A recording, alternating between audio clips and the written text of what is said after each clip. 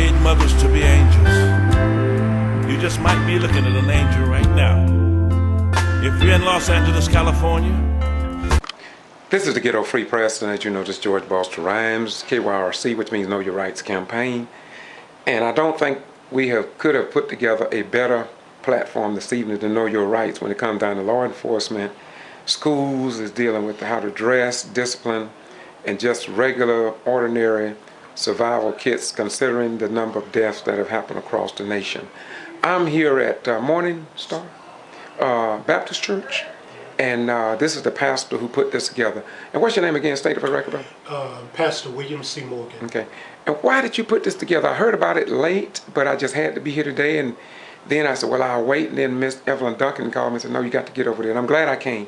So why did you put this together? Well, we're glad that you and others were able to come as well. We know that the climate between law enforcement and the minority community is not the best nationwide, and especially here in the last year in the Greater Lowndes County area.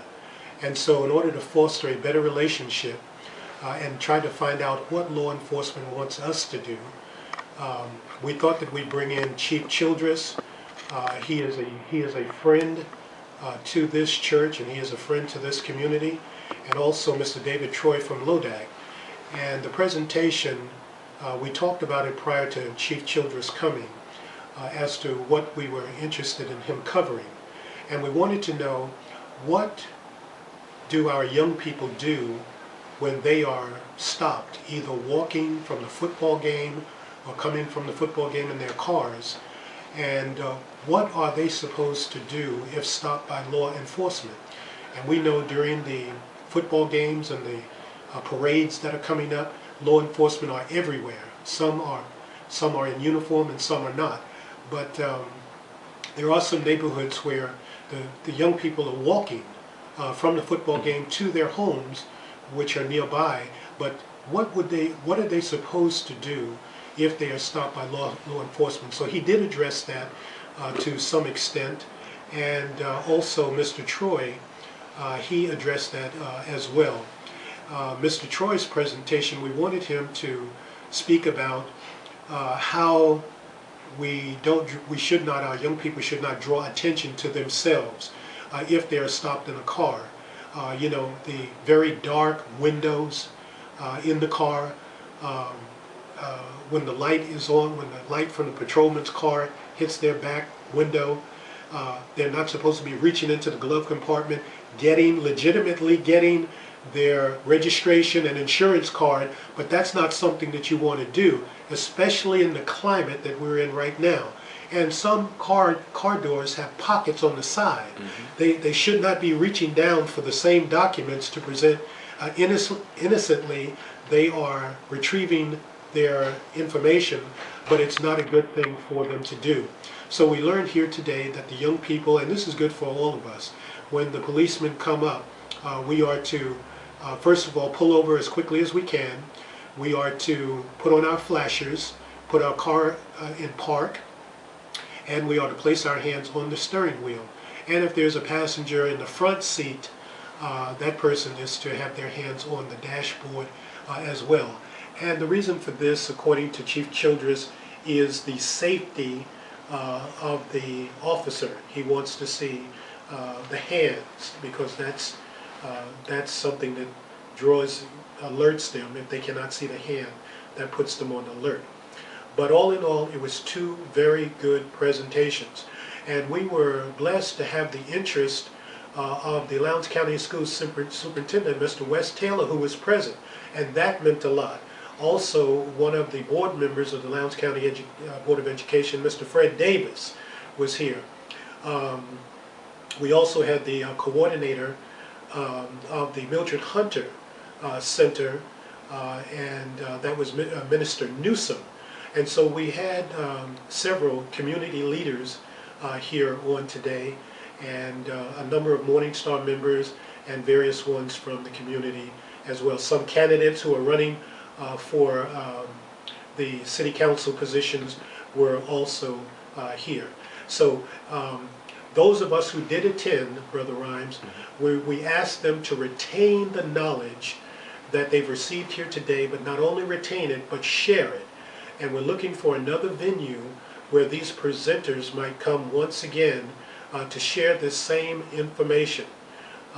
And so we've got to be mobile now, because a lot of the age group, the target age group, which is the teenagers and early 20 young people, did not come out in numbers today. So that tells us we've got to be mobile and take this message throughout our city. So that's what we're in the planning stages of already, on the heels of this particular meeting. Okay, Pastor Morgan, I have heard a lot about you, mainly from Minister Murray, the work that you're doing on the streets, and he's from another church at that time anyway, and he commended you. He's always talking about the work that you're doing. And so often people look out into the fields, and because they may not see you at some of the activities, I'm sure that you're working behind the scene as well as out in front, but we all have a different mission. And so what do you do out when you go with Pastor Minister Murray? You always tell about how you go out into the streets and the highways and the hedges, as the Bible says. What you tell me what you do when you go out there on those? Well, we have been commissioned, the church at large, to go out into the hedges and highways and compel. That means put forth an effort. That means try to persuade and convince and to win a verdict. Bring these people who we meet in the street who are not saved, and these are some of our relatives as well. And we are to endeavor to bring them to a point of decision where they make Jesus their choice. So we do have a street ministry.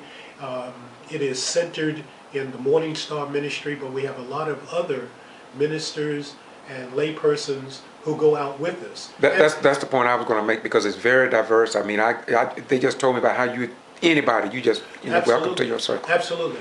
And so we also invite those who will come and perhaps start their church in a street ministry as well.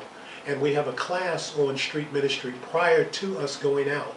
And what we try to do is maybe once a year invite all of the preachers and pastors, and their schedules are busy, I know it. But then there are those who make the sacrifice, and we have them to be team leaders out on the street. And that is always. And then afterwards, we usually have a meeting, a tent meeting, if you will, to have one of those same preachers to bring a message, a short message, trying to convince people that they have a soul to be saved. Also, we have the Lowndes County Jail Ministry, and those that you have to be cleared first, and we even have those who have had records previously, been able to go back in, but this time, and I've always said to the people who we minister to in the Lowndes County Jail, once you get out, don't let this be the last time you come to jail. The next time, come with us with a Bible in your hand. That's right. That's and good. some have done that. There's a couple more questions I want to ask you. Mainly, number one, we are the home of Moody Air Force Base, as well as Valdosta State University and the other various high levels of schools of learning. Have you reached out to people at Moody or VSU? Are they welcome at the church? Or what invitation do you give them today before we start showing this video about what took place today? Invite them in your own way to your establishment here. Our church has a welcome mat for all people. The Lord said, "My house shall be called a house of prayer for all people." And that's something that we take very seriously. Every week we have VSU students. In fact, we have just brought aboard a pianist from Valdosta State. And she hails from Savannah, Georgia. And she starts this first Sunday. All right. The regular musician, Brother Brent Brinson, has been called to pastor a church in Sparks, Georgia, Mount Olive. And so we needed to replace him, so he recommended her. And so we have already brought her aboard. We always stay in contact with VSU. VSU is my alma mater. We graduated from VSU in 1984 with a BFA in speech communications, as well as in 1989 with a degree in human resources under the public administration department.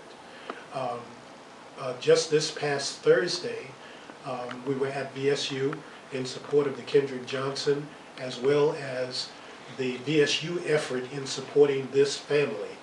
And so we went there in support of that. So we do have, and also we have a member, Dr. Shirley Harden. She is the coordinator of the African American Studies, and she keeps us connected in a very, very active way. So there is a lifeline from Morningstar to Valdosta State. We even have a college day that we just observed, where BSU students were here, and after the service we had a dinner, a big dinner for them here at the church as well. Okay.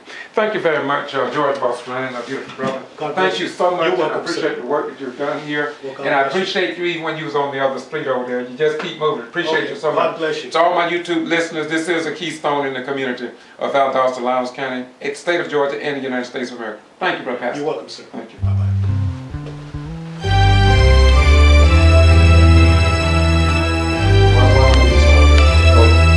I'm sorry, why are they running? Okay, but slow down below the speed limit, because then at least you're signaling that, hey, something's not right here. Because I know what most cops will say. I've heard them on the radio say, dispatch, talk to the dispatcher. Dispatch, you know, the car's not stopping, but I'm not sure, he may be trying to find a place to pull over, or she may be trying to find a place to pull over, because that person is going below the speed limit. What do you do next? Turn on your emergency blinkers. You have just told him what? I see you. Now look what you just done. Now I'm gone below the speed limit, and I just hit that little one button, turn my emergency button on, and he knows right off the bat. Okay, he knows I'm behind. Now, and then if you can't stop right away, pick up your cell phone. Yes, I'm telling you to talk on the phone while you're driving, and dial 911. What are you going to tell the dispatcher? I'm afraid to stop right now. Give him a round of applause again. This kid's big. You're going to be one of my police officers. I'm going to recruit you. But you just told, now, and the dispatcher, more than likely, when you dial 911, is going to be on the radio too. And you can tell the dispatcher, say, look, I'm being pulled over by a police officer. I'm on North Valdosta Road. I don't have a place to park, stop yet. I'm afraid it's dark. Will you please let the officer know I'm not running from him? Now, if you do all three of these, and this is not hard to do, you're going to be fine. Just don't drive 5-10 miles, because that's not reasonable. Find you a place to pull over. And by the way, is there anything wrong with staying on the phone with the dispatcher until the officer walks up to you? I know you've heard it scared about, well, he may not be a police officer, she may not be a police officer. Is there anything wrong with staying on the phone with the dispatcher? No. But the good thing about calling the dispatcher, if you're being pulled over, is, look, am I being stopped by a police officer? Yes, ma'am, you are. Okay? Then you know. Okay? So that's the first thing. When stopped, put your car in park and keep your hands on the steering wheel. Why? A cop's going to know when you pull them over. They're going to start looking at your tail lights, brake lights. They can see that pause when that car goes to stop and brakes come on. They know when you put the car in park. If you put the car in park, you just signal them and have no intention of leaving. Remember, they don't know who you are. I'm going to say it again throughout this presentation. Are police officers perfect? No. They're just like you. They're working and they're trying to make a living. They're raising a family. I've got 3 kids that want, and I've got a wife that wants to see me come home every night. My wife used to kiss me at night and said, please be careful. Yes, ma'am. I have a question. Can I bring this to you? No, I'm okay. I noticed you mentioned that they don't know who you are, so when they run your tag, that's an identifier about who the person is, and you don't know, isn't it? It does. Good question. The question is that I said that they don't know who you are. They're going to pull more than likely when they pull you over. By the way, if they don't stop you right away and they're behind you, what do they probably do? Running your tag. Is that legal, by the way? What does a police officer have to run a license or a tag on the back of your car? What do they have to have? Reasonable suspicion or probable cause. That's all they need. A lot of folks say, well, he ain't got no rights to run a tag. Well, yeah, he does. Read the law. But they have to have a reason. I just can't pull up behind the car and say, I'm going to run this tag just for fun. Then you go to jail. Why? Because then the officer's committed a felony. It's a GCIC, Georgia Crime Information Center violation. By the way, and I see one of our friends with the county, the sheriff's department, my folks, everybody in law enforcement are required every year to take a class called Georgia Crime Information Integrity and Security. And you have to sign it saying you will only use that information for official purposes.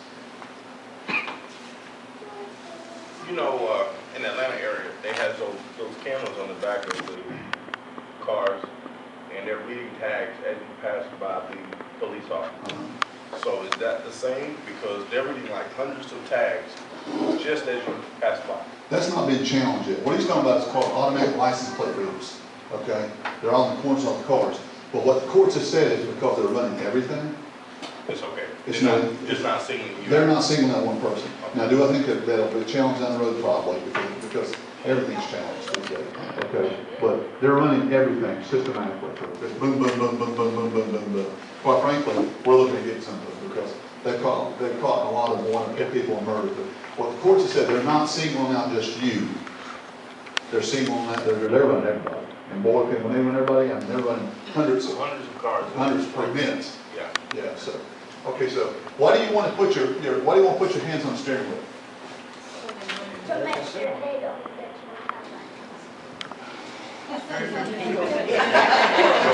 make sure that you don't have violence.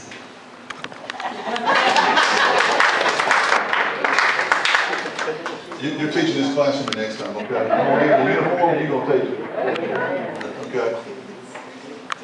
In the police academy, you ever notice when knowledge is power, when a police officer stops you and they're out talking with you, you don't know who you are.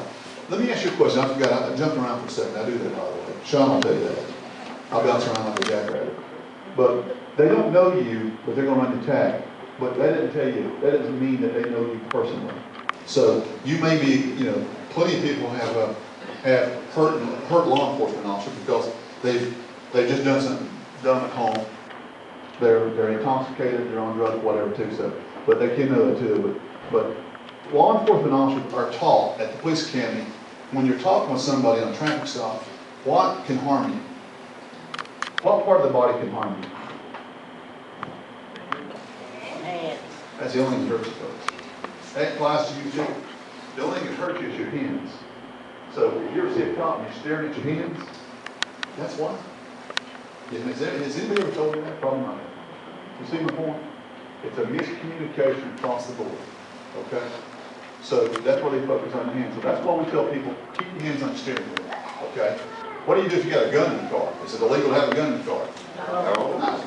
No. You need to tell them. Say it again. Simply tell the patrol. Tell them right away. I got pulled over back when I was Harry, back in 96, 97. I'm from Virginia. I grew up there. But I was driving with my wife, going home for Christmas, and I'm driving through Tennessee. The Tennessee State Trooper pulled me over, probably 1 or 2 in the morning. Now, I had my service revolver, my police gun with me. I carried it with me. It's legal. I had it in my glove compartment. The trooper pulled me over, and here's what I said to him. And I was scared, by the way. I know you don't believe it, but it's true. I was scared. He pulled me over. First thing when he comes up, I turned my dome light on. Why? Where was my hands? What did I tell my wife to do with her hands? Put them on the dashboard. Okay. Nothing wrong with that. They're just as afraid as we are. I know that's true. He comes up to me and I said, "Trooper," I just said, "Officer." I said, "Before you get started, I want you to know I got a firearm in the glove compartment. And I can see you do this deal. What did he do?" But is there anything wrong with that? No. He wants to get home as bad as you. Okay? Puts his hand on his firearm. I said, "Look." He said, then he asked me, he said, "Why do you get a firearm?" I said, "Well, look, I'm not trying to give a ticket. I'm a police officer in Georgia. I just carried it with me. And I promise you, that's my wife. I said, "You want to write me a ticket? That's fine. I said, you want to take that gun back to your car, I'm fine with that too. What if I just signaled that to that trooper? I'm no threat. I have nothing to hide. Okay? And I didn't get a ticket too. Of course, my wife said I didn't get a ticket because it's a cop. I told him, you need to write me a ticket, you write me a ticket. Okay? If it's at nighttime, turn on your lights inside your vehicle so the officer can see you. Now what if you forget and he comes up and says, look, I need to turn the interior lights on. Do you understand why? Ain't nothing wrong with that. Okay? Now, again, it's the manner in which he says it. You know, we'll talk about what you do when they're rude. And some of my guys have been rude. I'll admit that. I'll discipline them over it. Yes. What, it's good to know that you say the passenger put their hands on the dashboard, but what if you have two people in the back seat? What do they do to signal that my hands, there's... Just keep your hands in your lap. Good question. What do you do if you're in the back seat? Now, by the way, here's what I tell my folks. If they're kids, don't have their kids put their hands up in the air. The whole idea is for it to be non-confrontational. Use some sense. Now look, I'm not standing in front of anybody. Sean, you and I have known each other for 3 or 4 years. I don't tap dance with anybody, do it. I'm not a good dancer anyway. If I was, I wouldn't be a police officer. But that's a good question. But if you're an adult, just keep your hands visible. What I tell folks to do is put your hands on your lap. Keep them where the cop can see you. Okay? You know, what'll get you in trouble is if you try to reach under the seat real quick, that's going to put them on alert. Because they don't know you. Even if they run your tag, they don't know who you are. By the way, I pulled over my mother one time. That's a different story. I paid for that one too, by the way. If you have a weapon, the pastor's right. Tell them immediately. Demeanor with officers. A favorable outcome when contacted by the police officer is less about being right and more about being wise and diplomatic. Let me tell you this right now, and what I'm about to tell you, I just hate to say it, it's true. You're never going to win a battle with a cop. Never. Not whether they're on scene. Or can they be wrong? Absolutely. Raise your hand. I'll admit it. They can be wrong. Why are they wrong? Because they're no different than you. Have you ever been wrong? You're human. What I have found is that police officers are wrong, and you tell the person that you stopped, hey, they're wrong. By the way, we do that there. We do that to PD, and I know the sheriff's office does too. Because I've talked with Chris about it, Sheriff Prime. We'll send you a letter back and tell you, hey, our guy was wrong. We're going to discipline him. We're not going to hide from that. My folks are human, you are too. But be diplomatic. You're not going to win a battle out there in the middle of nowhere by a police officer when stopped. It's already, the very fact you're already stopped by police, everybody's on edge. Okay? Unfortunately, many people talk their way into jail, or talk their way into jail, not out of jail. Attitude for the police officer and for you all is everything. It's mutual respect. Now, I know what's going to happen. I've done internal affairs before. But I tell that my folks will be rude from time to time. They've had a bad day, whatever. I won't tolerate that. Remember I told you the in-car camera system? If you file a complaint on one of my folks and say they were rude, first thing I'm going to do is I'm going to go back to my computer system. I'm going to do it right there at my desk. So can my supervisors and my commanders, and I can go right back there and watch the video from my computer. And if they're rude, I'm going to call them in. And they're going to get this one. They know it. Because they have a bad day. But on the other hand, if they were a professional, they were right, I'm going to defend them. And that's why sometimes folks have a hard time in the public understanding, okay, well, they're just covering the police. I ain't covering for anybody. They're employees. Who's a supervisor at your work? Raise your hand if you're a supervisor. Anybody? Okay, if you're a supervisor, you are required to back your employees when they're right. Are you not? Law enforcement is no good. But attitude is everything. So we'll talk about that. You will never win an argument with an officer, but you can win an officer to your point of view through calm, reasoned, respectful dialogue. I told you before, there's nothing wrong with asking why I was stopped. There's nothing wrong if you had a reason to say what your reason was. Well, the question that I asked is, you talk about being stopped, and I know there's cameras inside the car. Would that conversation pick up through the camera system if the officer and that person have a conversation? good for y'all to actually hear them, that conversation. Yeah, yes, now, good question, good question. When the officer pulls you over, the in-car camera system, they have a little a microphone on the belt. It goes wired up to you. By the way, now, we're looking at a new system, because ours is fairly old, but still works fine, okay? The new system, or the system we have right now, it can pick up audio from 500 feet away. By the way, here's your one. Now they're putting cameras on, that tie in the in-car camera system on the radio line. So when they walk up to you, it's all on camera. Now, I personally think that's the right thing to do. Why? Because it helps me police my police. Does that make sense? Now, to answer your question, yes. But the way most cameras, the in-car camera systems are set up, the minute they turn their light bar on or their siren on, that camera automatically comes on. They turn the blue light on, just flip that switch, there's a wire in the back that's wired into the camera system, activates it. Okay? Now, if you go inside someone's house, a lot of folks said, well, you can't record inside a house. Yes, you can. Because the U.S. Supreme Court says that if a police officer has the right to be there, so this is audio mic. Make sense?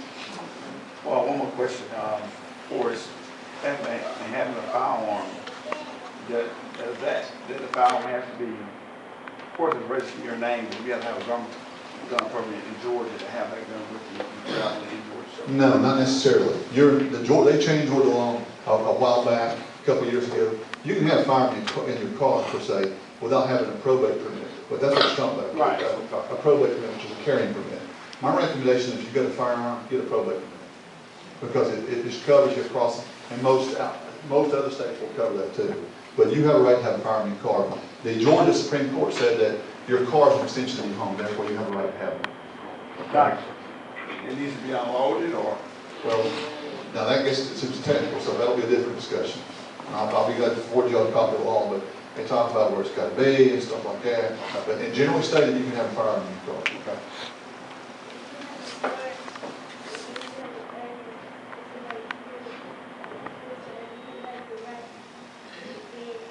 Could you give him the mic?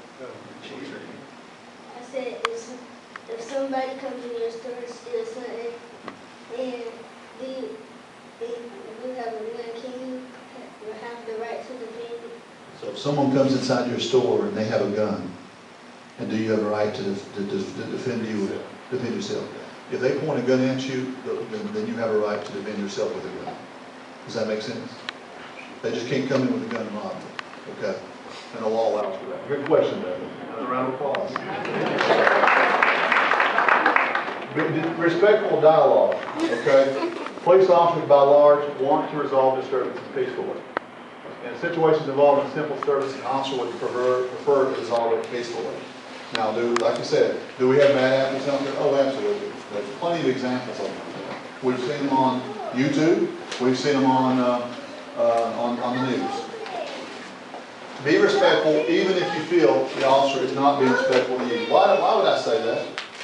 Be respectful, even if you feel the officer that the officer is not being respectful to you. Why would I say that? That's not fair. Keeps it from escalating to something more than it has to be. It keeps it from escalating from something more than it has to be, because it can easily turn into these confrontational, and next thing you know, you're at the police station and being bullied. That's right. So, It is what it is. You're never going to win a battle out there.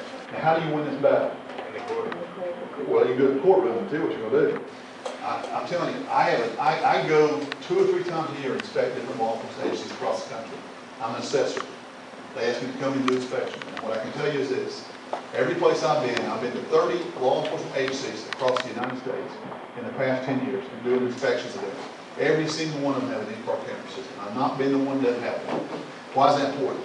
Because if they're disrespectful, they're going to know. And then what I tell our folks is this: go back to the beginning of law enforcement. What did they used to call law enforcement? What cops? What police officers? It was what? Peace officers. I remind my folks all the time: you can't forget that. Your job is to keep the peace, not agitate it. Okay? But even if they're wrong, be respectful. You will not win a sinful, prideful war of wars with an officer. nor should you want to. Anyone can get arrested, that includes me, it's not difficult. The smart person is the one who remains out of jail.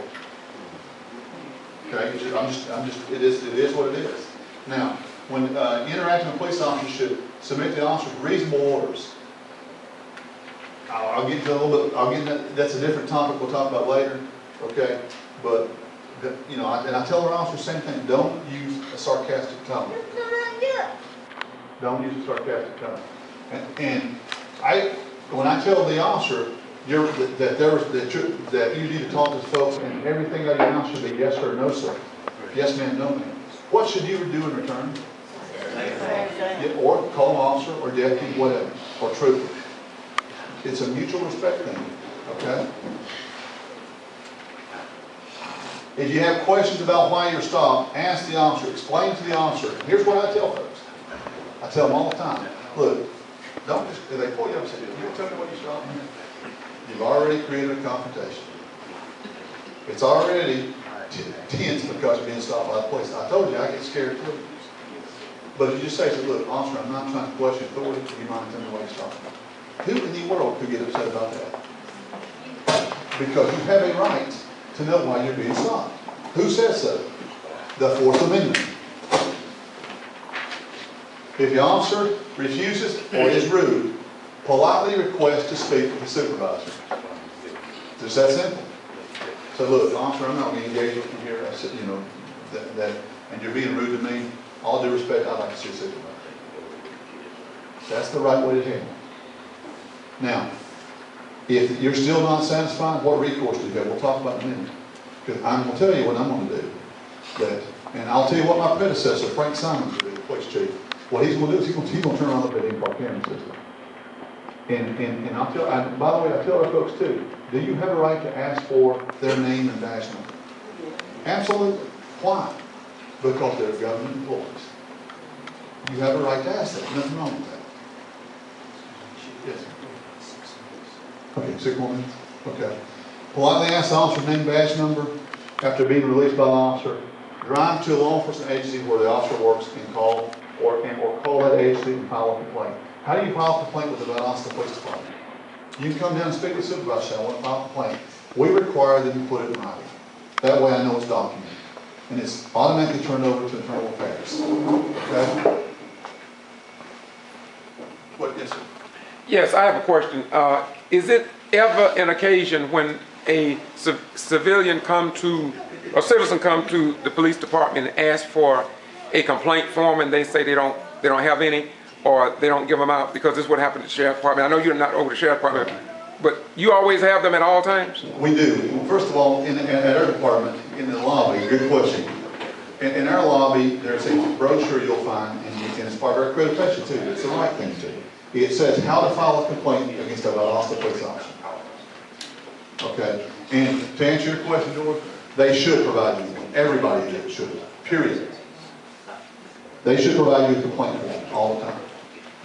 And then you should get a response from the Internal Affairs investigator saying, sir, we received your complaint. We do it letter in with call. We got your complaint, we'll get back with you when we're done. And then when we're done, you get a letter back and we try to call you and say, this is what we found. Now you may agree with it, you may not, but at least we looked at it. Okay? Good question. If an officer requests to search a vehicle, do you have to let him search? No. No, absolutely not. But be respectful, folks. Don't escalate it. Ask the officer politely why he or she wants to search a vehicle. And remember, an officer can search a vehicle if a dog alerts, police dog alerts, he can search it. Courts have said that. Or if he has reason to believe you have a weapon in your vehicle that's you're concealing and hiding something to that effect. Okay? Go ahead. Why would you have a reason to believe that? Well, it depends on, remember I told you, no case, just because you got a gun in your car doesn't mean you can search it. Let me clarify that too. But if the officer thinks there's a safety issue for him while he's got to stop, he can search your car. But it's not cut and dry. It's based off the circumstance. There's no one stop. If I stop Brian and I stop you, they're going to be completely different circumstances. It just depends. Okay? Does that make sense? That's part of the job, you learn to read people. You do, body language. When you pull people over, you can tell when they're upset with you or not. Some people are more angry than others. Establish rapport with the officer. Each time you talk with police officers in your community, or take time to talk to them. If you see one walking down the street, talk with them. I tell our folks the same thing. Go out and talk to people, shake their hand, ask them how they're doing. But it has to be a two-way street. Get to know officers frequently. That's why I'm here. That's why we do a lot of community police. That's why we do Citizen Police Academy. So you know your department. Remember, officers are human, and they are there to make a living and to raise their families like everyone else. It's a job to them. Okay? They are not perfect. They make mistakes like everyone else. I will tell you right now that we do so many internal affairs investigations every year. I'm not going to tap dance with that. My folks have been wrong, and we discipline them. But the difference is we're going to admit it, and we're going to correct it. We self-correct. By the way, and I'll say this, leaving you with this too, that be polite. Yes sir, no sir, yes ma'am, no ma'am. If they're wrong, file a complaint. But I can't fix it if you don't file a complaint, by the way. I just can't. I've had people come in, well, he was nasty and ugly to me. Well, when did he stop me? Well, 5 years ago. Did you file a complaint? No. Well, I can't fix that. I will fix it, I promise you. You will hear back from us. And if the officer's right, I'll tell you he was right, but I'll find why he was right. Okay? Now, I told the pastor, because I'm running out of time here, I told the pastor that I'm going to make my folks look at this, I'm going to have my folks look at this presentation too. But they already did. We talk to them every year in our training about how they interact with the public and the professional way to do it. But I think this is a great idea, Pastor. And I think one of the things I want to do is, that's why I told you, look at this and tell me if you think this will be beneficial to our high school students. And I will talk to Superintendent Rush so we can all get on the same page. And when I say all, I'm talking about the community and the police. Because none of us are perfect. None of us are. The last perfect person on this earth is being gone an awful long time. I think everybody agree with that, right? Okay.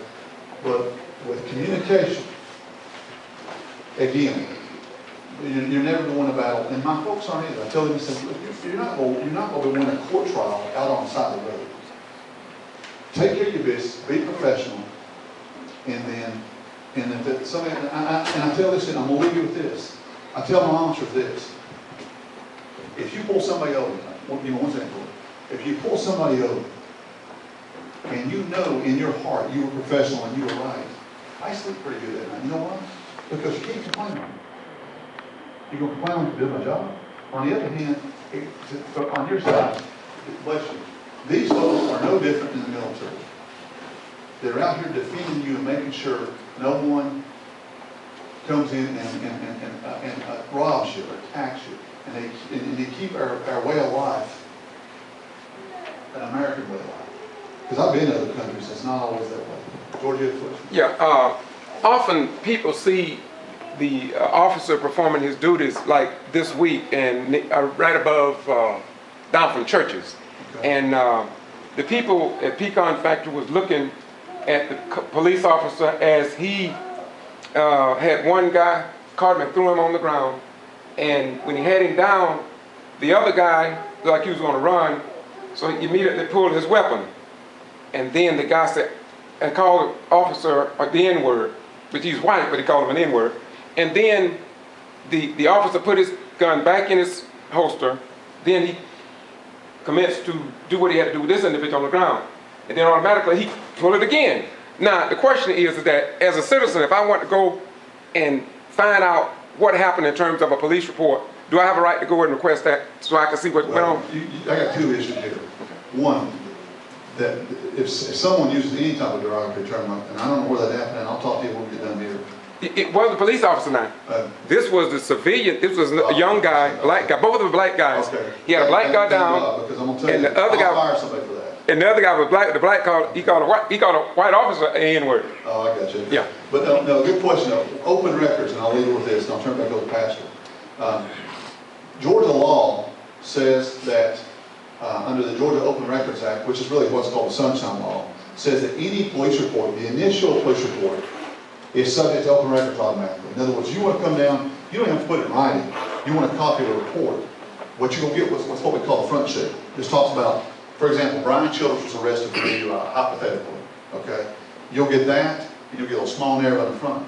But what the courts, what the act does not allow is any case pending prosecution, okay, pending going to court, whether it be city court, state court, whatever, okay? Or it's an open case, that there's an investigation going on with it. You're not entitled to the rest of it. So, yes, you are entitled to that, but I'll go further than this. Now, Jordan, if you don't mind, you've called me several times and you've asked questions about cases, and I've answered them to you as best I can. That's the other problem I got is we as a community, forget police. Police are part of your community. We got to start talking to each other, all of us. Now, I'm not here I'm talking about my folks too. Get out and talk to people. But I'm going to stop here because I think I've run out of time. Thank you for allowing me to be here. Give me your input when we're done and tell me what you think about this. And if you think it's worthwhile, because I think it is.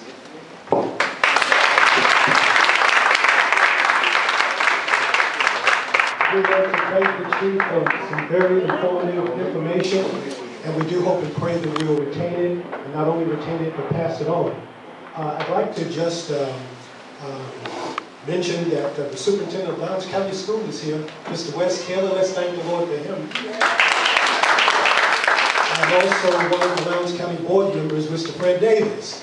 Amen. And at this time, we're going to ask Mr. David Troy.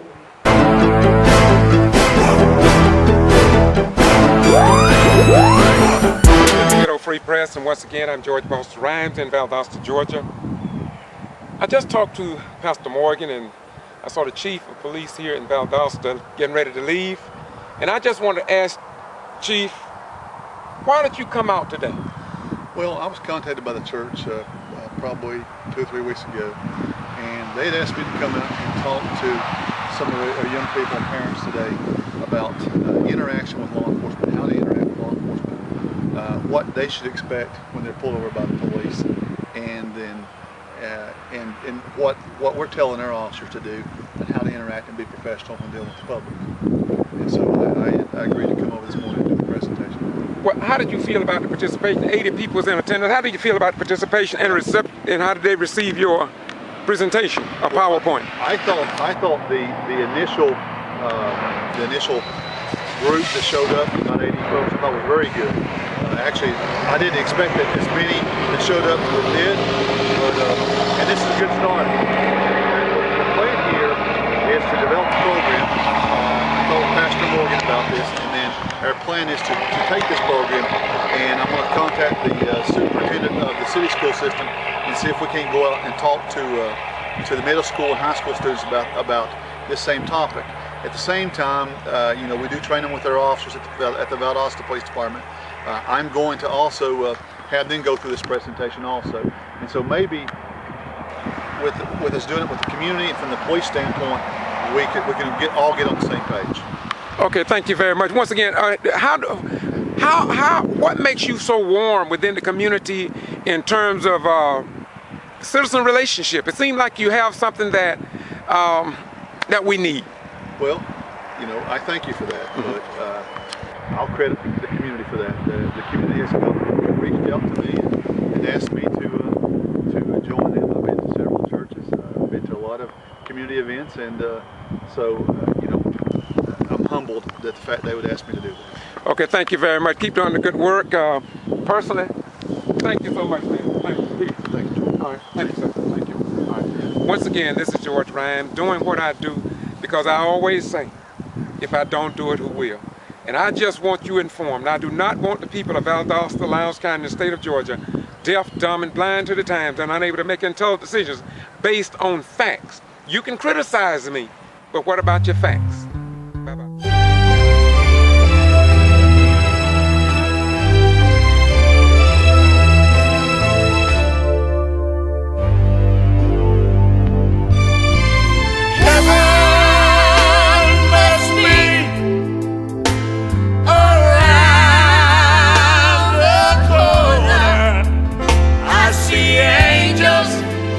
I see angels coming down the street.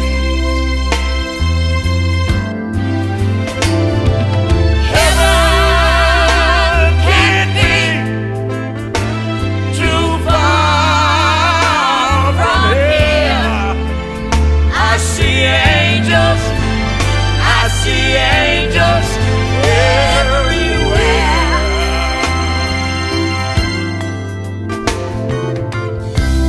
God made mothers to be angels.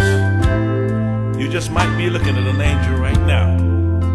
If you're in Los Angeles, California, Nashville, Tennessee, Texas, Arkansas, Missouri, Chicago, Heaven must be around the corner. I see angels, I see angels coming down the street.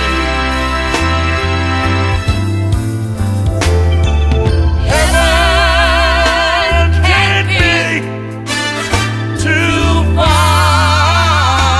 from here. I see angels, I see angels everywhere.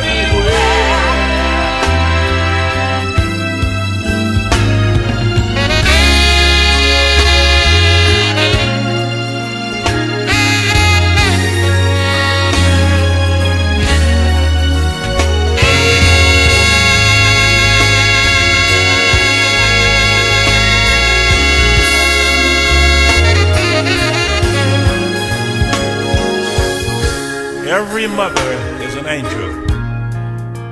God made it that way. If you look around you, coming down every street in every city, you'll see nothing but angels. In Washington, D.C., South Carolina, or wherever you may be,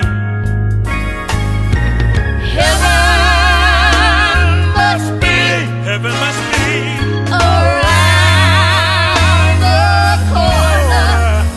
I see angels, I see angels coming down the street. and I look over there, Heaven can't be too far from here. I see angels, I see angels everywhere. as I look around me. I was going to ask them, why are you all out here today? We are the soldiers of Christ, and we have the right to vote. It is wrong for others to take our right to vote, because it's very important. It's our constitutional rights. Will y'all repeat that again for me, please? We are the soldiers of Christ, and we have the right to vote. And it's wrong for others to take our right to vote, because it's very important. And it's our constitutional right. Have mercy. Every mother is an angel. God made it that way. If you look around you, coming down every street in every city, you'll see nothing but angels. In Washington, D.C., South Carolina, or wherever you may be,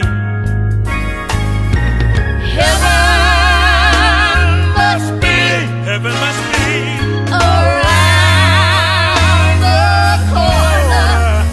I see angels, I see angels coming down the street. and I look over there, Heaven can't be too far from here. I see angels, I see angels everywhere. as I look around me. Heaven must be There's a mother over there. around the corner. I see angels, I see angels. I see angels coming down the street. Every mother is an angel. God made it that way. If you look around you, coming down every street in every city, you'll see nothing but angels. In Washington, D.C., South Carolina,